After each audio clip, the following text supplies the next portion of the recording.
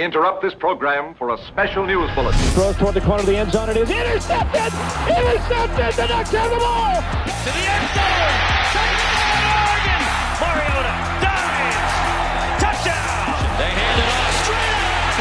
C.J. Verdell wins the game for Oregon!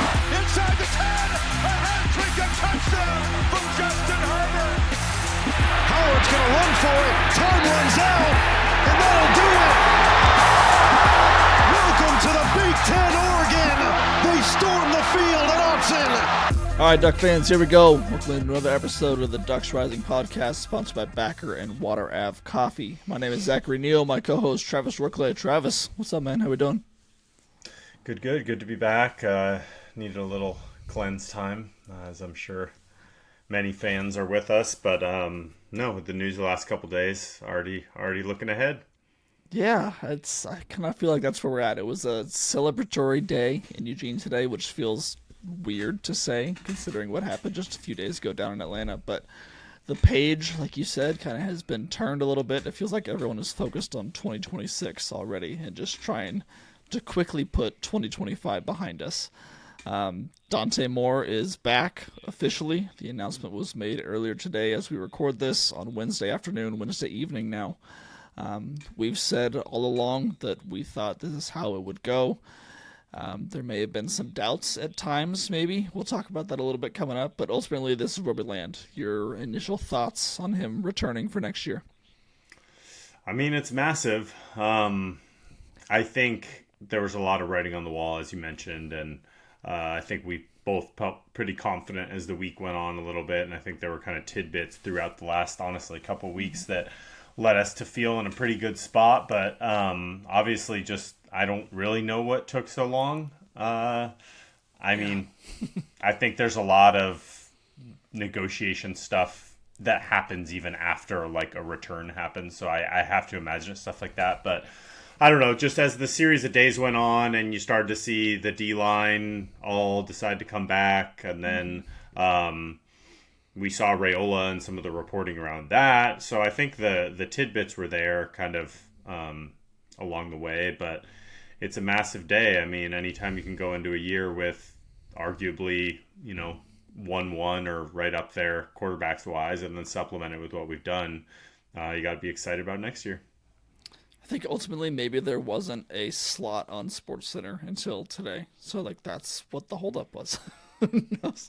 I had to do a quick little audible at school and step out for just about 3 minutes, but we made it work. Yeah, just see what happens. Well, Yep. We got a great show today. We are going to talk a lot more about Dante's decision, some other NFL draft stuff with declarations, returns, some transfer portal news, and things to watch on that front. And then, of course, we're going to give some of our lasting thoughts on the Indiana game last week and kind of what went down there. Sound good? Yep, let's do it. All right, let's get back to Dante. Like we said earlier, we have been adamant. Everyone who watches this show, listens to this show, knows that we've been saying for months now that we think he comes back. I'm curious, what is the closest you ever got to kind of flipping on that? Was there ever a time where you're like, oh, I think he actually might be gone? Because there was a time for me, but I'm curious for you. That's a great question. I don't think I ever flipped over the 50% barrier. So I don't think there was ever a time where you were like gun to the head, is he staying or leaving? I don't think there was ever a point where I would have said leaving.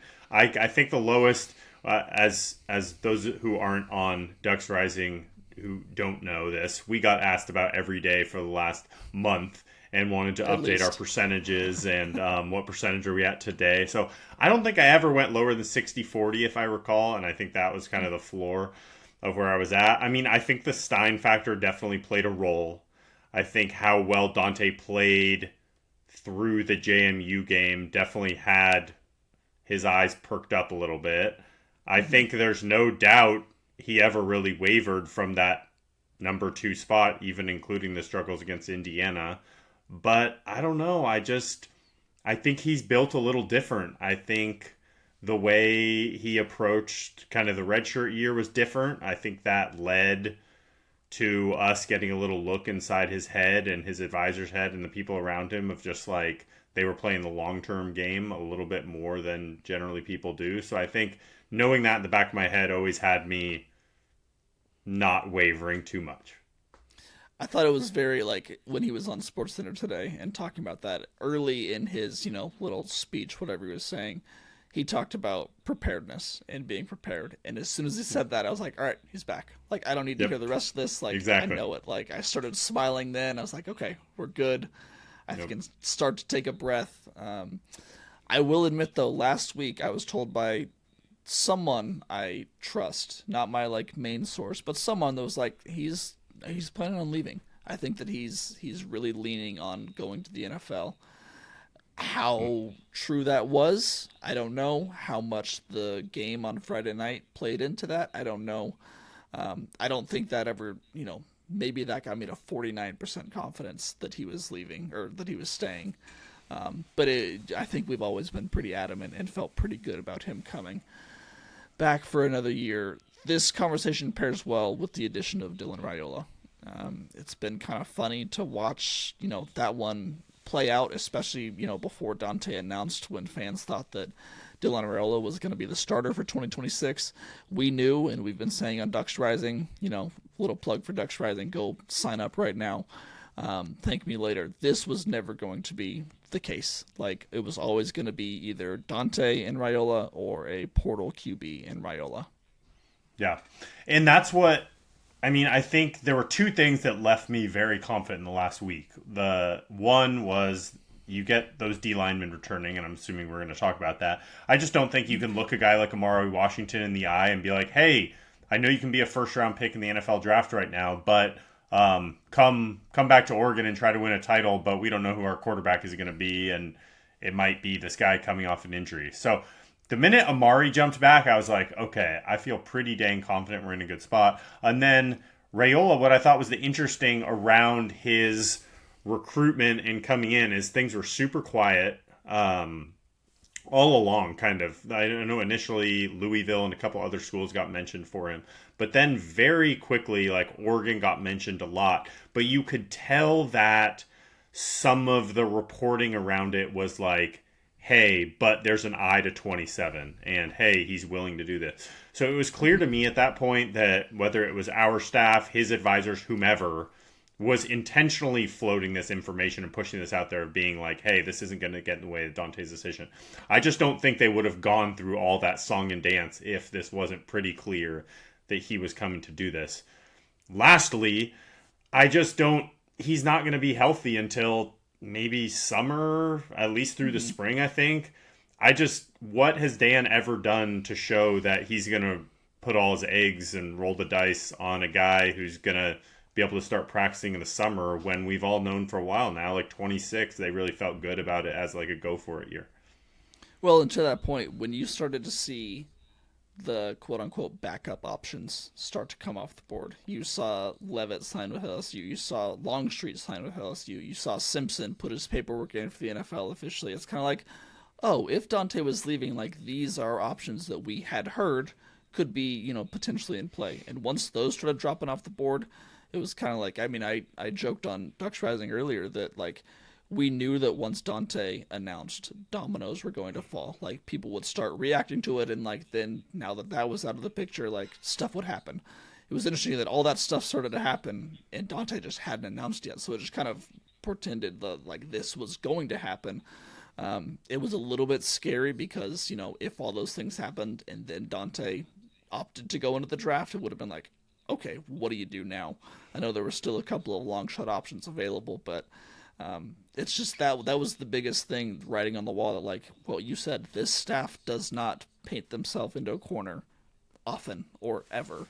And so it's very unlikely, was always very unlikely, that they would be in this spot where they get left high and dry and have no options. So that was the number one key to me. Like, all right, this staff knows what they're doing. They're not going to be in this position.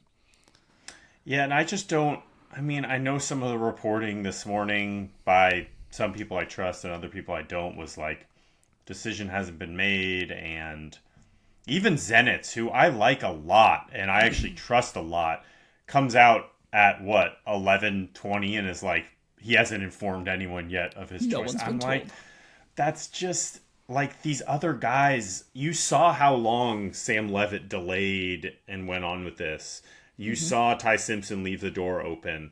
There's other names that both you and I have heard that are kind of floating out there probably. So there's just no way these guys are making decisions if Dante is going down to the wire. I firmly will go to my grave believing Dante knew this probably at some point last week. And up till now, this was probably discussions on compensation and insurance stuff and just lots of, signatures and stuff that needs to get figured out. But for all intents and purposes, I feel like our staff felt confident moving forward, knowing this was the plan and selling that plan long before today. I was told that a decision was made and relayed to Dan and the staff on Monday.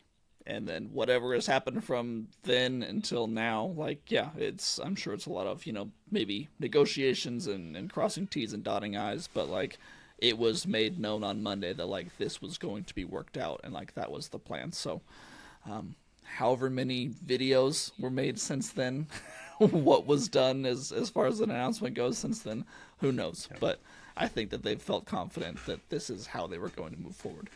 Do you have any other things on Dante or Dylan before we get to the rest of the NFL declarations or returns? Dylan. Let's talk about him.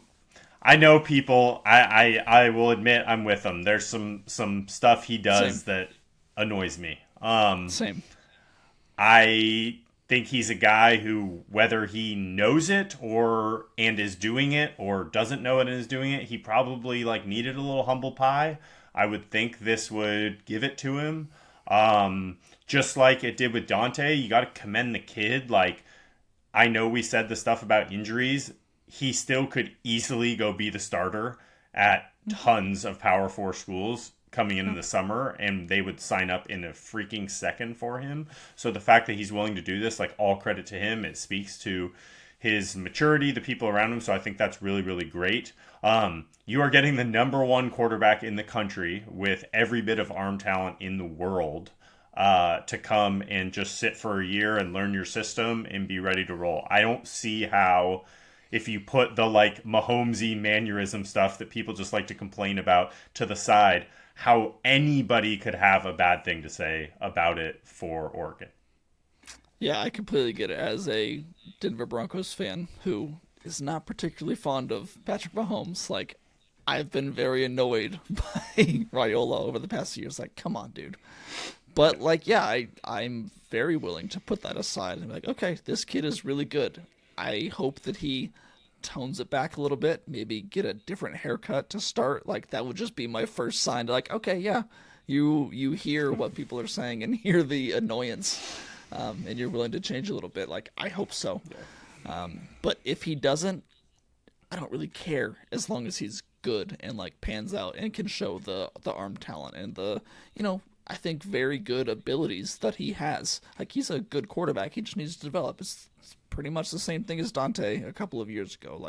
The tools are there. He just needs to be molded a little bit more. And so, like you said, commend him on the maturity and the decision to come here and realize that this is what he needs. Come to 5-star QBU and grow a little bit and try and get yourself into that first round conversation. So we'll see how it plays out. I'm interested to talk to him and kind of get a gauge for where his head's at after all of this. I think we'll learn a lot this spring talking to him if we're able to talk to him. I don't know if he'll be healthy. They usually don't let us talk to injured players, but it'll be interesting for sure. The next chapter of Oregon football should be, as always, entertaining. Yeah, and a couple more things on him. I think that one, rather than thinking about it as hey, we're bringing this guy, he's our locked-in starter for 27 ball. I almost think of him as just a flyer on a prep guy. I mean, you're just bringing in an uber-talented guy. You get to see him for a year, and we'll know if he's the guy at that point. I mean, if I had to bet, yeah, he's going to be our starter in 27 because I think he has immense talent, and I think Dan has a track record of this, and I think this is going to work out great. But we're not locked into anything. It's not like we can't go find someone to compete with him or encourage him to find a new spot if for some reason it doesn't work out. So you're not locking yourself into anything. You're simply setting yourself up in a good spot. One of the things that I know there's been a lot of criticism with him is just the lack of mobility. And that to me, I think in the day and age of football now, like you do need to be a little bit more mobile, and I like having a guy back there that can move a little bit. But I remember me and you talked in the fall about Dante was pretty immobile back in the day when he came in, and he put a ton of work there. And I wouldn't say he was twitchy this year, but he could run around a little bit when you needed him to, and could, pull his own read if he needed to. So I don't think it's impossible that Raiola works with, speed and conditioning teams, strength guys that we have on staff there, and probably has, a year and a half now to get a little twitchier himself. That's also somewhere I'd like to see Dante continue to improve going into next year. I think he can be a better mobile quarterback for sure. He just doesn't. It's actually. I feel like it's not even It's just not physical for him. Yeah. I feel like he's just he's not an intuitive runner. Yeah, I think that's fair. Yeah. Yeah. I just don't think he wants to be and that's totally understandable. He wants to be a pocket passer who can move inside a pocket a little bit, but get him out there. It's I don't think that's where he's comfortable. But hey, he's got a lot to grow on, and I think we'll see that happen. Do you want to talk about? We have a transfer portal segment later. Do you want to talk about Bryson now or later? Bryson Beaver. Since we're talking quarterbacks, we might as well just do it now. Okay. Your thoughts? It's fine. I mean, I don't. I was just listening to Cover 3 from this morning before this had happened, but Bud Elliott was just talking about high school quarterbacks in general and how certain programs have just punted on the exercise completely and just decided we're just going to spend this amount of resources every year, and we're going to bring in known commodities, and we're not going to do this coin flip game anymore. I wonder how far Oregon is away from that. Obviously the last 2 years bringing a guy in, I don't know how long JKS was here. Did it eclipse Beaver's 10 days? I don't think so. I think he was here for, maybe 10 days, 12 days of Rose Bowl practice and then the actual Rose Bowl. So around there. Yeah. So I don't know, man. I have some thoughts I should probably just let marinate for a little bit. I just don't know where the game has gone and where advisors and kids' heads have gone. Oregon's a top 5 program in the country. You're expecting to just walk in and be handed the job next year? Is that where we're at? I commend you for your restraint, because that may not have been great podcast partner stuff, setting you up like that without really talking about it beforehand, because I know we both have thoughts. But you know what? These are young kids. He can do whatever he wants with his career. If he wants to go elsewhere and sit rather than come to Oregon and sit, sure, that's fine. Whatever he wants to do, it's his life. I'm totally completely, and I get it. Once you've competed, you stay next year, and you're good. Keep going. Fine. I was just you stay next year, and Raiola is that dude and beats you out. Go play. 100%. I'm all for it. It's the I don't know. Is that entitlement? I'm not sure what it is. No. But the sense of just that job is mine. Dare you bring someone in to compete with me, and I'm gone. I don't know the whole situation. I don't want to opine. Those are just my first thoughts. Was a larger view on the system. He is certainly not the only one to do this. We've also seen a couple of guys in recent memory do this in what I consider the very respectable way, with Ty Thompson and Austin Novosad, who came in and worked and spent years here, and then when it finally got to be all right, yeah, you're not going to play here, then they go somewhere else. And it didn't really work for Ty, because I don't think that he developed, or I don't know that he had that bright future we once thought he did. I hope it works for Austin. It looks like he might end up with Syracuse or some ACC school. We'll see, but yeah, it's just kind of that new landscape of quarterbacks in college football. I don't know that anyone has the right answer or feels, very confident in what they're doing, but we'll see, because there's a lot happening. If fans who are listening to this haven't listened to, Joel Klatt did a off-season segment with Tom Brady last off-season where they were talking about the quarterback carousel in general and just what you learn from sitting behind someone and developing at the position, and Tom talking about his, climb at Michigan and some of the struggles he had there and how it impacted him in the pros and in life in general. I just think that was, I'm not a huge fan at times of either of those two. depending on the day, but I thought that was a really good peek into the QB position in general, and I think it speaks to the Beaver situation. I think it speaks to Moore's decision in more of a positive light of just like so much goes into this position that is outside of arm talent and speed and ability to navigate a pocket, like maturity and mindset and all that stuff. So that was pretty interesting to hear them talk about that. All right, let's keep moving forward. We got a lot to get to and not a lot of time. So, other NFL announcements: Dylan Thieneman and Kenyon Sadiq are gone as expected. There was a moment where I think we let ourselves believe that Thieneman might come back. But just because it was taking so long for that announcement to come, I am not at all shocked that he's gone. Same with Sadiq. Amari, Mateo, Tatum, and Bear are all back. Those are all massive wins. It's probably safe to say that Amari was the biggest surprise there. I know he was, at least for me. Yep. Yeah. I mean, I've been trying. I think we had like 9 possible entrants kind of throughout the year, and I've been trying to like rank them throughout the year and how likely we were to keep some versus the other. And Amari would have been right there with Kenyon all year of like, I think these two are gone. Best case possible scenario, you find a way to keep 5 out of the remaining 7, 6 out of the remaining 7. So the fact that you were able to bring him back is just absolutely massive. I mean, to be able to, a first round nose tackle is something we don't see often at Oregon, let alone bringing one back for a second year that's played at that level. So bringing back those 4 is just massive for next year. I know we can probably talk a little bit about what that resulted in depth-wise, that will have some downstream effects. But generally speaking, I mean, you any Oregon fan in the world would sign up for 7 out of 9. And I think what specifically makes you encouraged is you have Jamari Johnson waiting behind Sadiq, and then you brought in a guy in Coy Parich who's, I don't want to say every bit Thieneman, but very, very similar to Thieneman. Really good. So if you were able to tell me that you're going to lose, 2 out of 9, and then those 2 are going to have ready-made guys sitting right there ready to step in, I think it's as good as it could have been. Yeah, I completely agree. So, like you said, you got Jamari back, you got Poncho back on the offensive side of the ball. Evan Stewart appears to be back as well. It sounds like, I believe I saw the number 15 returning starters next year on next year's team, around there. Compare that to this year when you legitimately had 3 returning starters on the entire team. It's pretty wild. So this is why everyone's been saying that, like, this has been a build up to 2026. Yes, we kind of allowed ourselves to believe it was possible in 2025. I think it was possible in 2025. You ran into a buzzsaw with Indiana, which we'll get to later.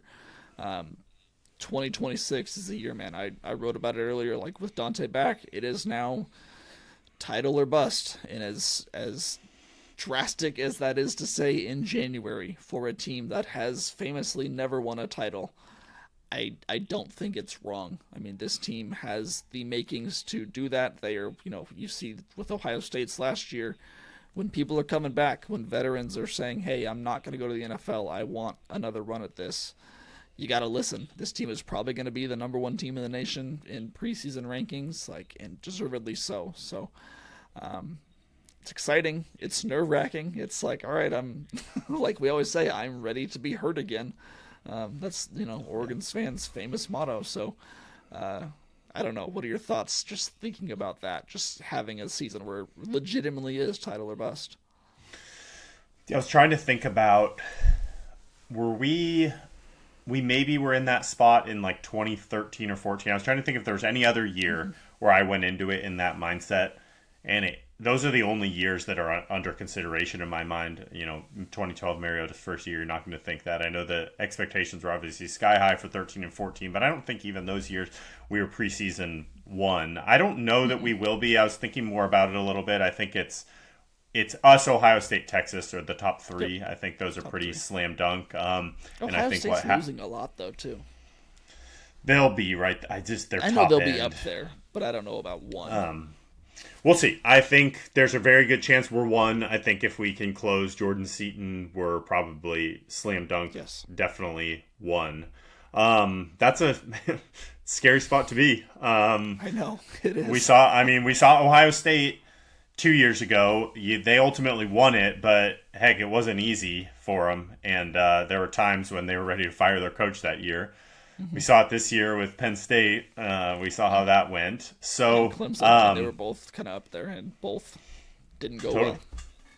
So target on your back, but it's a great spot to be in. I know Dan relishes like the pressure and can obviously play into that. I think with some of their stuff throughout the regular season, they're not that they weren't already the target, but you're walking in as the target every single week. You got some tough road games next year, but I think the defense is going to be every bit what we saw this year, if not better, with a heck of an experienced unit there. And then I don't know. I think you have the ability to be better almost across the board offensively, honestly. Yeah, completely agree. If you just go position group by position group.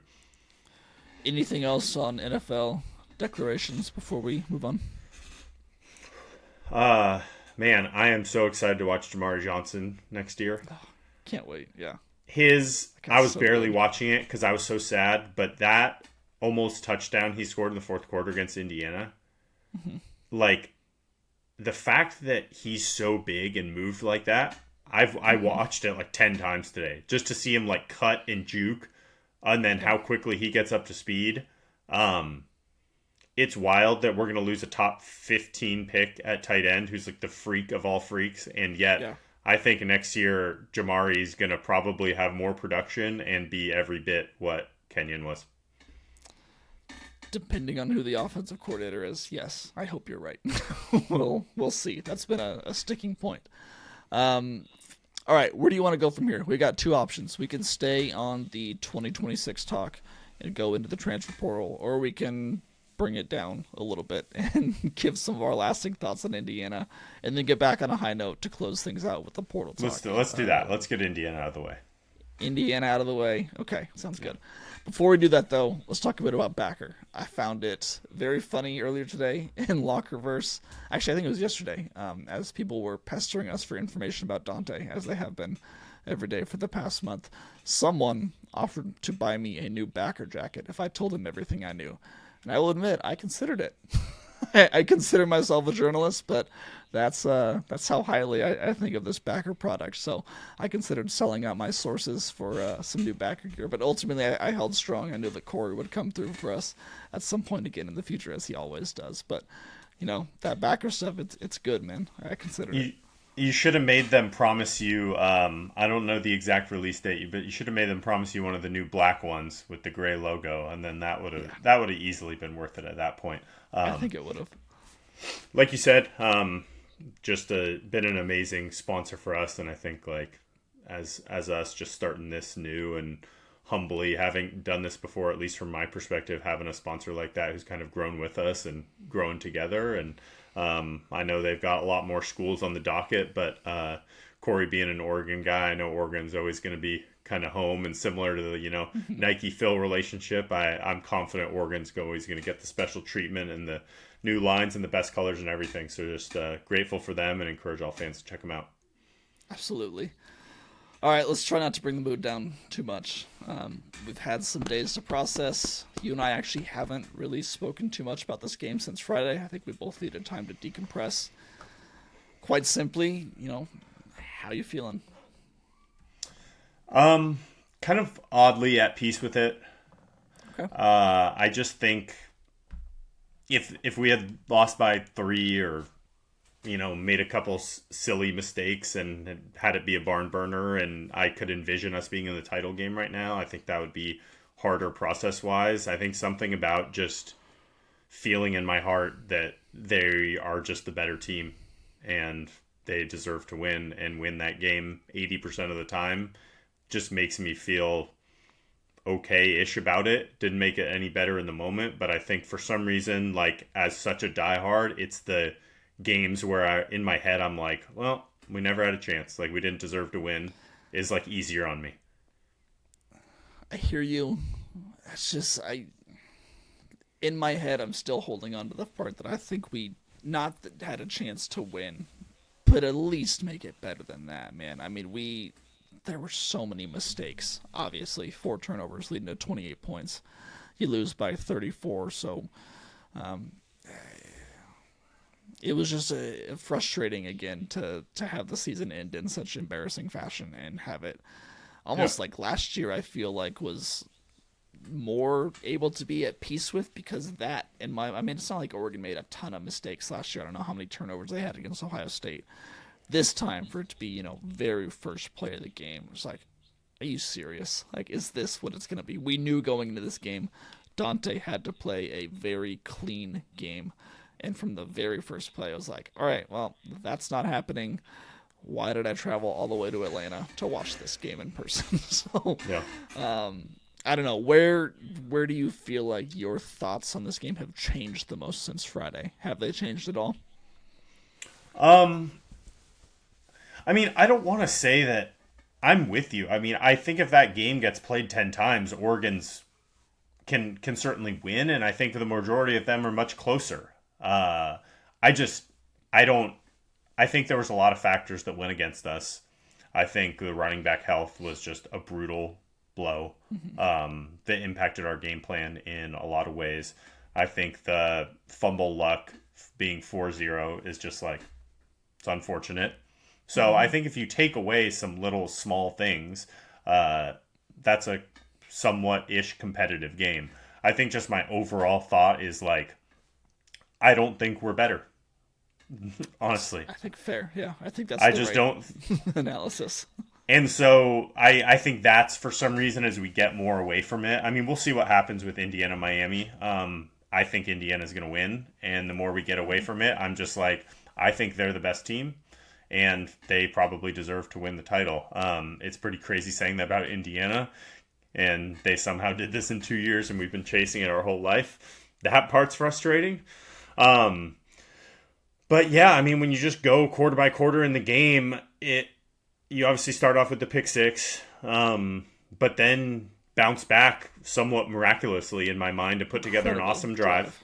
You get the ball back down 14-7 after that huge play by Nas, and I'm like, okay, like we can hang in there a little bit. And then I think it was one of those situations where you can bounce back after one deflating play, which is the pick six. Yeah. You'd be like, all right, guys, we're good. We can bounce back. And they did.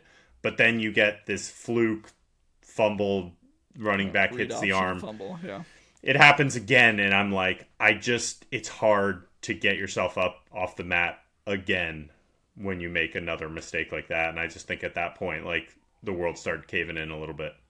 Yeah, it kind of felt like you were just, they dug themselves in too deep of a hole. You just can't, knowing you have to play a clean game against Indiana, knowing that Indiana is a team that does not make mistakes. It's like, all right, well, we've made already in the second quarter enough mistakes to lose this game. And that's where it's just like, all right, how soon is this going to end? How bad is it going to get? I kind of want to try and stay positive just because it's been a positive show so far. And we've had a good day and a good couple of days as Duck fans. So I'll ask this and see if we can keep it on the right track. What needs to change in your mind? Back-to-back years of this, what is the most straightforward fix for this in your mind of this, losing in embarrassing fashion on the biggest stage? Is there a straightforward fix to you? Yeah, I need to think about how best to put it. I think we've been out schemed pretty good the last 2 years in these games. I think the plan and the attack has been like we've lost that battle pretty clearly, I think. So I'm just curious. I think it'll lead to some of the airwaves questions we have earlier. I'm curious to see what we do bringing in coaches wise. I'm specifically interested to see what we end up doing at offensive coordinator, whether that's Drew, whether that's Drew as with an additional set of eyes in there. The Will Tosh situation is tough. I don't know. I can't get an exact clear answer on like how much those guys were in town versus not, but anyone would be silly to say that didn't play a role in things. But I just think you saw a well-oiled machine the last 2 years with a head coach and then two really, really good coordinators at Ohio State and then at Indiana, who had awesome plans and their players executed and they were pretty flawless. And I hope we can get to that spot next year. How different do you think this game would have been had I don't know how to say this. Had Will and Tosh been 100% in? Like, I'm sorry, like, just them being split with other teams. Like, I'm not willing to say that they were 100%. I know that they were giving less than 100% no matter what they say. I think if you had... different for sure. And I think if you paired it with just one more healthy running back, then a lot. I think it's hard to parse the Stein thing. I mean, you're calling a game against a really good defense with your fifth string running back. Like, I don't want to act like suddenly it's all on him. That's a tough position to be in against an Indiana defense, an Indiana D coordinator that did a great job. I think when you combine those factors, that makes it challenging. And like you mentioned, I mean, from everything from the bags under Will and Tosh's eyes to just the split, responsibilities, that's just a tough spot to be in. Yeah. Anything else on this game, or do you want to move on? Just to credit to, I didn't think our defense played poorly. I don't know about you. I actually haven't rewatched a whole ton of it, but even I just think about like some of those first couple drives. First drive in the game, you have a 3rd and 5 and a chance to get off the field, and Iffy is just stuck to Surratt. You could not play better coverage, and Mendoza puts the ball in the 12-inch window. Yeah, and just that's kind of, they are just operating on such a high level. I just think it was going to be one of those games that if both teams play clean and we were dialed, turnover battle was even, like we can hang in there given some of the struggles with coordinator, time management, running back, stuff like that. But I think when you coupled running back injuries, coordinator stuff, and then the turnover, you're just not going to be in a position to be competitive. Yeah, Tosh is going to get outside like a lot of the blame because they did give up 56 points, but 28 of those points were off turnover on short fields. I don't know the exact stat. I remember seeing it the day of the game. I forget what it was, but something like they scored those 28 points with 31 yards of offense, something like that. Something insane. I know that might not be the exact right stat. We outgained them in the game. Just exactly. Wild. And lost by 34 points. So, yeah. This game is not all on Tosh. This game is not all on Will. This game is not all on Dante. Credit to Indiana. They were an incredible team.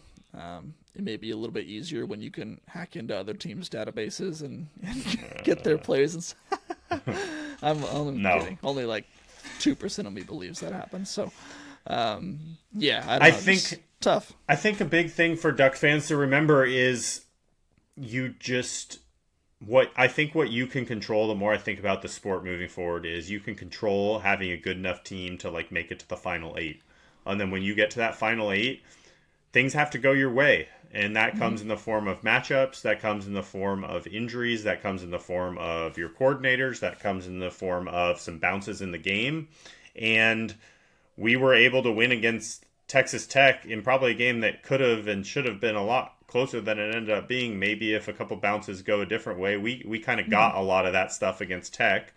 And then you approach a game like this, and when you think about all those different outside factors that can affect a matchup with two really good teams, fumble luck goes against us, injury luck goes against us, coaching minds where they are goes against us, and that's what happens. So all you can do is kind of set yourself up to get to that situation. It's really hard to win a title, and you need kind of the stars to align in a way, and unfortunately they didn't, and we just got to hope that one day they will. My lasting thought on this, one thing that does give me confidence about next year being the title year is that you are dealing with a first-year offensive coordinator and defensive coordinator, and that I don't think, unless they have a spectacular year, would be jumping for new head coaching positions during the playoffs. So it's just one thing that's like, all right, that's good. I don't think you'll have to deal with this again next year, but who knows? Let's get on to the transfer portal. You good with that? Yep. All right. Last time we talked, Oregon had done basically nothing but signed specialists in the transfer portal. Since then, there's been some rapid movement. Sunday might have been, one of the craziest work days I have ever experienced. And that's coming from someone who has covered multiple national signing days for Dan Lanning, so I know a thing or two about crazy breaking news days.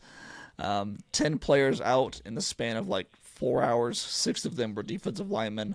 In total, I think we are up to now 26 players out, 9 players in. I think it was 25 before Beavers. I believe it's 26 now. So the guys coming in, non-specialists, all due respect, are Dylan Raiola, Coy Parrish, Iverson Hooks, Andrew Olesh, Carl Williams IV, and Michael Bennett. Let's go one by one and, kind of talk about it a little bit. We talked about Raiola quite a bit early on, so we could skip him. But Coy Parrish, I think we both feel good about where he is, who he is as a potential Thieneman replacement. Yeah, really highly rated kid out of high school. I think more, if you're comparing to Thieneman, from my understanding, a little more traitsy and maybe a little less demonstrated production from what Thieneman had. So I think he's a little bit more of your rangy true safety versus Thieneman. We played down in the box a little bit more. So I'll be interested to see who, if anyone, plays that third safety look down in the box a little bit, if we stick with that, or if that was a thing specific to this year. But heck of a player, has played a ton, experienced, a lot of production. Assume he'll start at one of those safety spots. And like we mentioned off the top of the show, I think he's a kind of plug and play instant guy, and you'll get 80-90% of DT probably right away. Also a very good special teams player. I think he will slot in as a kick returner or punt returner. He is just an athlete. He played receiver at Minnesota as well. He's got offensive stats. So this guy is going to be all over the field next year. Iverson Hooks, I was very excited by this one. We talked about it with Jeff, even before the portal opened, that we were looking for a slot guy, someone to fill that Tez Johnson type role that can kind of sit in zones and just get yards after the catch and just pick up first downs. Iverson Hooks seems to be that type of guy. You agree? Yeah, you said it perfect. I think just we've missed that kind of shifty guy. I don't know, not check down target, but more so just safety valve, just your guy that is going to be open, who can sit down in the zone, catch a jet sweep, get out on the edge a little bit. I can't say I've watched him a whole ton, but those are the things that have been described to me when I have. I think he's is he exactly Tez's size? I saw him. I think he's 10 pounds heavier, but same height, pretty much same size. Yeah. So, the comparisons are obviously easy to make and obvious there. And I saw some video of him yesterday, just grew up a huge Duck fans, love the Ducks, always wanted. And I just think it's cool when you got a guy from Alabama who grew up a huge Oregon fan and obviously under recruited, goes to UAB, balls out. I think that's we had our statements about the transfer portal, the negative side of it earlier when it comes to a guy like Beavers. This is what makes it great is a guy gets to work his butt off for 2 years and go live out his dream and come to Oregon and hopefully put up some numbers here. That literally fits the Tez mold. Exactly. Grew up Alabama, massive Duck fan, did under-recruited, undersized, showed himself at a lower level, and then, hey, here comes Oregon calling. So, yeah, I would love for it to have a similar result as Tez. Andrew Olesh, what do you think about him? Obviously, not a lot of production, no production at college, but former 5-star kid. Yeah, a guy we wanted a lot last year. 5-star, high 4-star kid in last year's class.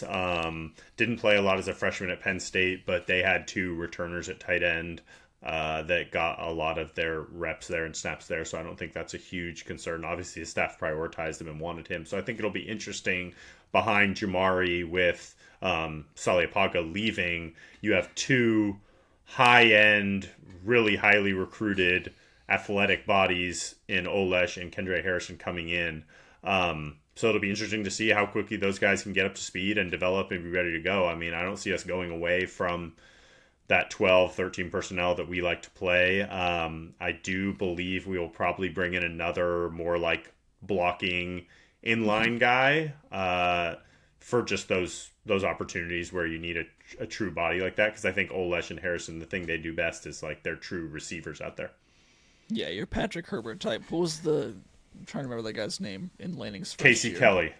Casey Kelly, thank you. Because his brother was his brother's first name? Don't His remember. brother was the quarterback that had some. Oh, Chad issues in Kelly. the NFL. Chad Kelly, that was it. He was the Yep. notorious one. Yep. Carl Williams IV. This one caught me off guard a little bit. He kind of announced his commitment on his own on social media. Like, there was no Matt Zennett's tweet or Pete Thamel tweet. It was kind of like, oh, like, who's this guy? I guess Oregon got him. Sweet. And then people dig into him. And it's like, oh, he was a very solid player. He didn't play this past year because he got hurt. I think he played one game. But I think this guy, many are rightfully penciling into that Kennedy role where he can kind of come in and be I don't want to say undervalued, but unheralded transfer guy who actually has a pretty big impact right away. Yeah, you said everything I know about him. I've heard the same talk about that nickel position with him. I know he had some people who thought highly of him after the 24 year that would have been. Looking at his tape and different things, versatility-wise, traits-wise. That'll be an interesting... I think it's shaping up to be similar to this year where you have... you're bringing in a guy, just like we did with Kennedy last year, to compete against what looks like to be some internal guys, mainly Dorian Brew, who I know made a lot of progress as the year went on. So it'll be interesting to see if that results in, the portal guy winning out again, or does a guy like Brew hold on to that role and take it? Because I know, talk about traits and bloodlines and stuff like that. I mean, he is a guy that got under-discussed with the rest of that class with how well Finney and Offord and those other guys played, but I could totally see a world in which Brew just takes that job and runs with it next year. Last one, Michael Bennett, offensive tackle from Yale, two-time All-Ivy League player, over 2,000 snaps at right tackle. I think it was Cooper Patagna that said he saw him more as a sixth or seventh guy on the line, more of a depth piece, maybe slide into guard. Yeah. We'll see. Do you know anything more than that on this guy? I haven't looked into him too much. Other than Cooper, I know one other guy asked to watch him, mentioned they could see him go inside too. I think he's one of those guys that could probably be in or out, probably be a swing a little bit, similar to maybe, I know when we brought in Matt Bedford, what we liked about him originally was he could probably play in or out and had experience at both. So I think I don't think he's like the guy that we're bringing in expecting to, be a starting tackle or being a starting guard, but I think it's always good to have a veteran experienced body in there. Obviously smart guy coming from Yale, ton of experience. So it's one of those where if a guy does go down in fall camp or something like that, you at least got a guy who's, played. So he's not Alex Harkey, you're saying. Smart guy. I think the personal foul penalties will hopefully go down with Bennett at least. Yes, Bennett. That's fair. Yes. Yes. A lot of guys out. We talked about which one so far has you the most, I don't know about concerned, but which ones are you most notable of? Which ones are most notable for you? I mean, the interior guys, just, it's unfortunate. Purchase, I kind of knew was coming the minute the edges announced. I thought maybe you could keep Porter as your third, but that totally makes sense too. Green and gray. I mean, and I guess Jericho Johnson too. I kind of expected Jericho Johnson, not exactly intel-based, but more so just I put the pieces together with Tosh. He's a Northern California guy. I was like, that would make sense for Tosh to bring him in and start there. I think the larger point is just you're seeing what's happening at Oregon is what has leveled the playing field at the Georgias and Alabamas now for 2 years. It's not the top-end talent necessarily. It's the days of having waves of 10 4- and 5-star bodies that are in their second or third year who are ready to play that you can have on your roster is just not a feasible thing to do anymore. So I just wish Duck fans could hold two thoughts at the same time, which is yes, I agree, this sucks. I feel really I am sad to see Terrence Green grow. I thought he was going to be really good. I was really hoping we could hold on to him. He will be very, very good somewhere else if he does go. But what are you supposed to? I mean, the kid's in his third or fourth year next year. I think he's a redshirt junior right now. Maybe a redshirt sophomore. So at least third. I think next year's going to be his fourth year. I just don't think people understand that you need to play to get paid. That's how the system works for most guys. Unless you're a quarterback, a 5-star guy, you need to like put tape on and ideally start somewhere. That's how you get paid. And so I don't know how you look a Terrence Green, a Tion Gray in the eye, and they know they're not going to start. They want to go start somewhere and put tape on and go to the NFL or get paid. And I don't know what you're supposed to do. I completely agree. And it's, you understand these guys, like, yeah, you get the decision. It's tough. Like you said, you got to hold the two thoughts in your head at the same time. The one I was, I struggle to say frustrated by, because it's these kids' lives. It's their decision. Toby Hastrup, I just really wanted to see him develop in Oregon. I don't know that he's still such a raw talent, and I don't think developed enough that I don't think he's going to go somewhere at a, comparable level and start and get a ton of snaps. I think if this was going into his third year instead of his second year, yeah, you've got an argument that you can go start somewhere, get tape. Yeah. I don't know. I think that he would have really benefited from another year of development in Oregon. But I think also that is part of me just being selfish, that I really liked the kid's upside and really wanted to see him play. I think that he's going to have a bright future. I wanted that future to be at Oregon. It'd be, go play at a lower level, go put up some numbers for a couple of years, and then come on back. Yeah. It's just a different world. I mean, you're looking at these schools that guys are committing to.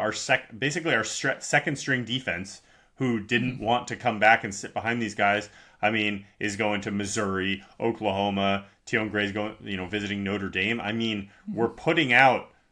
They're not going to Oregon State and freaking Arizona. They're going to big top 25, schools. And so, I think that's obviously a credit to what we have.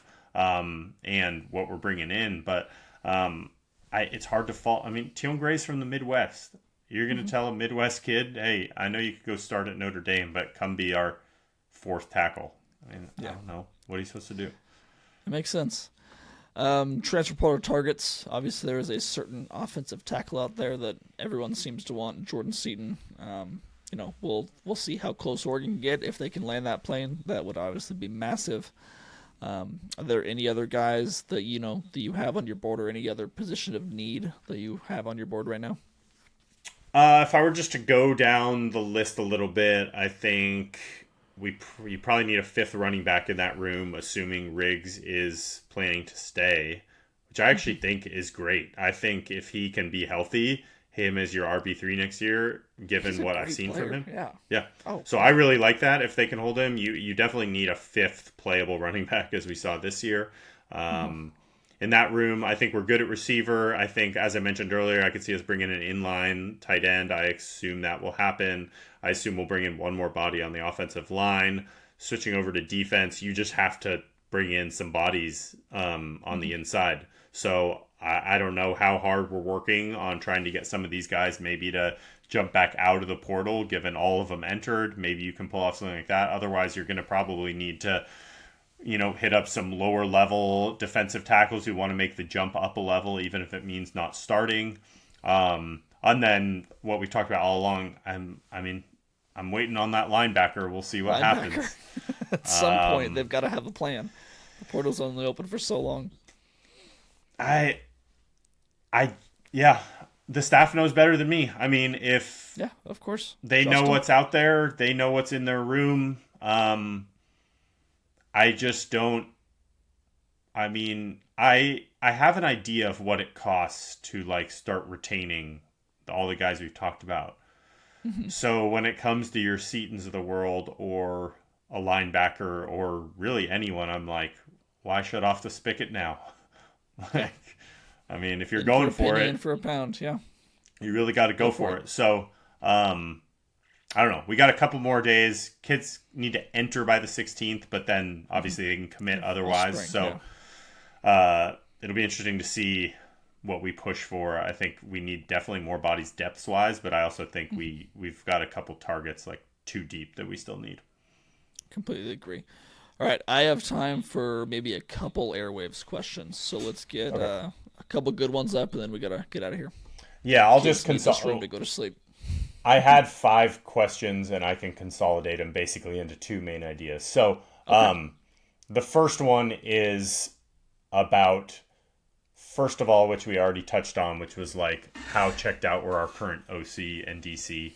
And then second of all, what any insight into like Maringer and Hampton, is that the direction we're going, or do you presume that we might go external with any of those hires? Starting with our former OC and DC, trying to choose words carefully because I do have relationships with those guys. They were not 100% there. I think it's fair for anyone to say that like it's not possible for really anyone to be 100% there. Dan, I think, did a great job of it when he was the DC at Georgia and taking the job at Oregon. He, I think, was pretty all in at Georgia, and even then he was probably 90 to 95% there. You know, he was also dealing with a different transfer portal world, different era of college football than we are now. So we talked about earlier. I don't know how much different the result would have been had they been 100% in. I think you still probably lose to a really good Indiana team, but it will be interesting to see over the next couple of weeks how many of these Oregon outgoing transfers end up at Kentucky, end up at Cal, if any. That I think will tell us a lot more, but I don't think all of the news from this storyline has come out, and I think we'll learn a lot more over the next couple of months because, yes, I know that tensions may have gotten high, as they should. You're in a playoff run with 2 coaches who are trying to build their own programs, so it makes sense. It's unfortunate that, last year Oregon's playoff run was kind of screwed up by seeding. This year it was kind of like, all right, well, you had your coordinators trying to build their own programs. It's always something. So I don't know. I respect Will. I respect Tosh. They were not asked to do an easy job. I don't think I would have done any better of a job if I were in that position. So it's tough, but that's how it is. Yeah, I mean, the only thing I can add is they just weren't. I mean, they just weren't able to be there the whole time. That's just unfortunate. Yeah. The system is beyond messed up. The fact that we had guys who were with the team all year and had to enter the portal or make that decision is brutal. And the fact that these guys had to, be flying back and forth and miss meetings and miss planning sessions, you can't convince me that didn't matter. So, unfortunate. I don't blame them for it. I don't know or want to speak to the beef stuff that's on Twitter between them, all that stuff. I don't think that's important. I think every single person acknowledges in the situation it wasn't ideal, and it certainly played a role. How could it not? Because they weren't there. So I think that's probably the easy way to leave it. As far as Hampton and Maringer go, I am extremely confident that Hampton is the DC. I would put a ton of money on that, like as close to 100% confident as I can be in that. The longer this goes without an announcement publicly from the staff or from the university, I'm less convinced that Maringer is the OC. I think they might go outside higher. I don't know. I mean, they didn't announce Maringer early. It got leaked. I was told by a respected source that it was Maringer. So, but the longer this draws out, I'm more willing to believe that it's someone else. But we'll see. At this point, I have no idea. Yeah, my guess would be Maringer's. I mean, they're going to keep the system. Obviously, Dante knows what's going on with the news today, so I don't think they're changing anything crazy. They probably have a plan in place. I'm sure Dante has been fully filled in on it. I assume Drew will be involved in some capacity. Like you said, I don't know if he's the sole versus a co versus you bring in a passing or something. Yeah, you bring in a passing game coordinator. I think I would like to see another QB coach brought in. I think that having a guy like Will who was dedicated to that, you saw the fruits of his labor with what he did with Bo and what he did with Dante in that developmental year. I think as much as that will be huge for Dante, I think having a guy who's just like dialed in and working with Raiola is huge moving forward. So selfishly, I'd love to see that, but I think you kind of have to make the OC call before then you figure out how to fill out the rest of that staff when it comes to that. Agreed. Other questions just basically about next year. I know there's a lot of questions about expectations for next year, what pressure is on, confidence level for 2026 ending in a national title. I mean, we said it earlier. There's a ton of pressure. Like you don't bring back these 15 starters and these guys who could have been first or second round NFL draft picks and not have high expectations. The pressure is going to be on Dan at least to get back to the playoff and probably the playoff semifinal and probably the championship, if we're being honest. Will I sit here a year from now and say it was a failed season if they lose the championship? I don't know. We got to see how it plays out. If this team is really just completely dominant and reminiscent of a past Bama or Georgia teams, yeah, that may be the case. But if this is Ohio State from 2 years ago and they may hit some bumps in the road but still find their way there, maybe we can sit here and say, hey, this was an incredible season. You gave it your all. I don't know. It's too early to tell, but there's definitely going to be pressure. There's high expectations. This fan base wants a championship more than anything in the world, and this is probably as set up as they have ever been to get one. So, yeah, you're going to deal with a lot of pressure next year for sure. Yeah, I mean, it's a really flattened sport. I mean, just as our roster is as good as anyone, you could maybe argue at a lot of spots it's the best roster, but the difference between 1 and 6 is not what it used to be. So you tell me that we run the table and we're the 1 seed going in, yeah, I feel great. But we're also then, there's an easy world in which you're playing an 8 seed and then a 4 or a 5 seed who's a really good team. The sport has just changed in that way. So I have no doubt we're going to be a playoff team.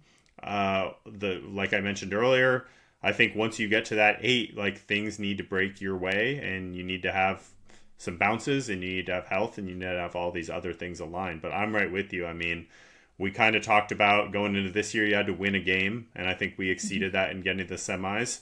Next year, it's semis or title. I don't think it's anything less than that. And it's hard for me to say.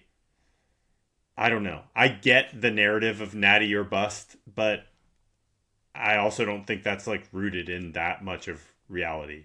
I think you need to make January. It there, but I'm with you. I mean, you roll through the season next year and you lose in a title game or lose a tough semi game to another really good team. I mean, the goal is to just keep knocking down the door. And one of those times you'll burst right through it, but I don't think this program's going anywhere, and it's not like we're pushing all our chips in like a Penn State did this year, someone like that, where you're just going to drop off in 27. Well, let's try not to get blown out in the last game of the season. I think that's if that happens for a third year in a row, then this fan base is going to get a little uneasy. I'll say the ways in which we've lost the last 3 years. Yeah. I mean, to be honest, the one that still haunts me the most is the 23-1 to Washington. Mm-hmm. Because I just think that team was so elite and they played one bad quarter all year and it lost them a chance at the title. But yeah, to go from the 2022 loss to Washington, which ended that year, then to 23 Washingtons, and then these 2 blowouts, I need to find a way to end these seasons a little better. It's been a little tough. Yeah. All right, you got anything else to add before we get out of here? Long podcast.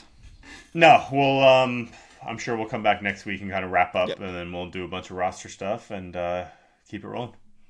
Absolutely. Couldn't have said it better myself. All right, check us out on YouTube. Find the Ducks Rising podcast on Apple and Spotify. And if you'd be so kind, give us a rating and a review. Most importantly, go over to Lockerverse and check out Ducks Rising. I'm telling you, it is incredible in times like this when there's portal stuff and NFL decisions. Great info, great scoops. Really enjoyable time over there. Subscribe now, support the program. Let's rise together. We'll talk to you guys next week.